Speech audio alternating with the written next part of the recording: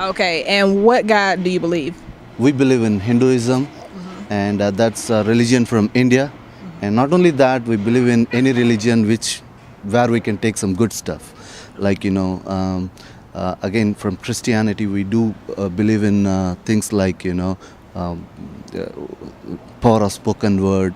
And, we do believe in many principles that Christianity has to offer. And not only that, we read some books, and, so reading books, makes you more open to receptive to some of the good practices that, religion preaches. Okay, so you don't believe that there's any one way to get to God.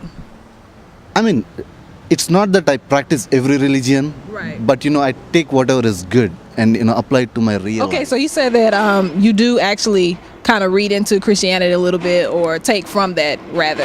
Yeah, Okay. I do read into books like Joel Aston books, especially. I love that dude called Joel Aston. I mean, I have never seen him, but I see the shows that are there in the televisions, and the main piece I like is it's more positive. He has got a lot of energy, and and he talks in our language, in the sense our generation's language. Okay, do you believe in God? Yes, I do.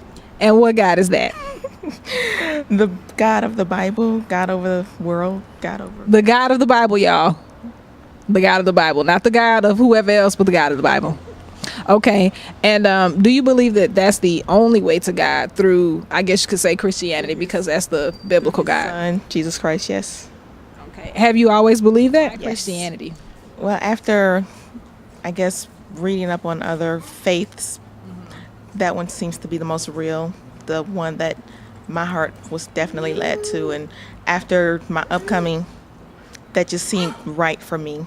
And my life hasn't been the same without him. So, Okay, so have there been any experience or anything like that of that nature that kind of pulled you to Christianity as opposed to the others, well, even though you read in about the it? teenage years, you could do a lot of things and you're not thinking about anything but yourself. And a lot of things can happen. And if you don't have God in your life, then it could be destructive. And I was self-destructing. So I got back to church and I found out that that's where I needed to be all along. Why do you believe in the biblical God as opposed to like any other kind of God, like a Hindu God or a Buddhist God? Do you know what? I don't know any other kind of God. It is only one God I know. And the one God is just a God that that you could have faith in, like to have things done. So the question today is, do you believe in God? Absolutely, yeah. Absolutely. Okay, and what God is that? So, God, creator. The creator of the heavens and the earth? Heavens and earth. The God of the Bible? Yeah. Okay. Okay, and why do you believe in that God as opposed to any other God, like, of any other religion or faith? Well, I believe that's just how I was brought up or raised, whichever. My faith is strong with that, and Jesus Christ as well. So, accept Christ as my Lord and Savior and live the rest of my life positive. Okay, so that's kind of like maybe an upbringing, like you grew up in the church, that type of thing? Well, it could be, but Or did you come into it on your own? It was self-motivated. Self-motivated? Yeah. Okay. So you just kind of... Yeah, I do it for my own personal benefit. Do you believe in God? Yes, ma'am. Okay, and what God is that? Jesus Christ, the Alpha, the Omega, the only one, numero uno. Okay, and why do you believe in him as opposed to any other?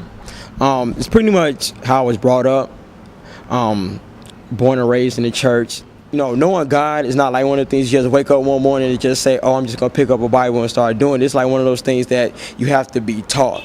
And throughout the years that go through church, and if you have a pretty much strong upbringing, it'll get taught to you and it'll be instilled in you also. So do you feel like at some point you kind of came into that relationship with him, or do you feel like it's just something you've always had from your upbringing? Always had it.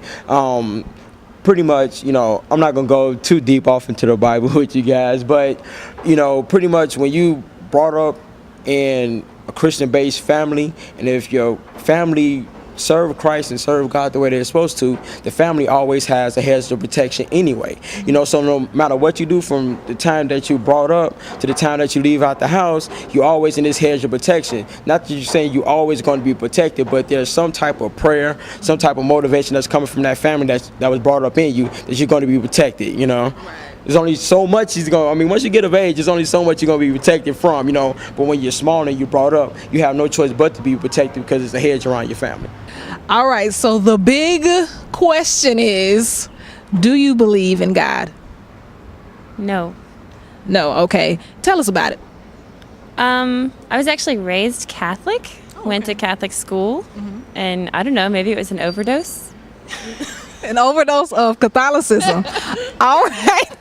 That might drive one to that. Possibly, I don't know. Okay. And so just from that, you kind of just came to the conclusion that you didn't believe in God, or it was always like that? Started reading a lot more scientific evolution theory, all that kind of stuff. And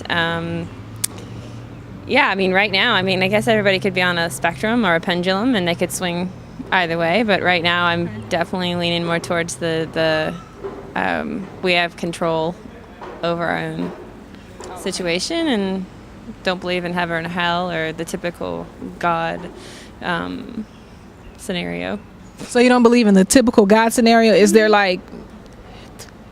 so you don't believe in any God at all? Do you believe in a higher being of any kind? So that's the interesting point. I think that there are times at which there are certain people on this planet I definitely have met that have some connection to somewhere else, and I don't know where that is or what it is or who's controlling that, but I do believe in that. And I believe that, I don't know, I just don't know if there's life after death, but sometimes I feel like there's something moving and shaking. I couldn't really say much more than that because I realized at one point if you keep researching it and trying so hard, sometimes you'll just funnel down that road and never really end up living life. You'll be worrying about what's going to happen when you die.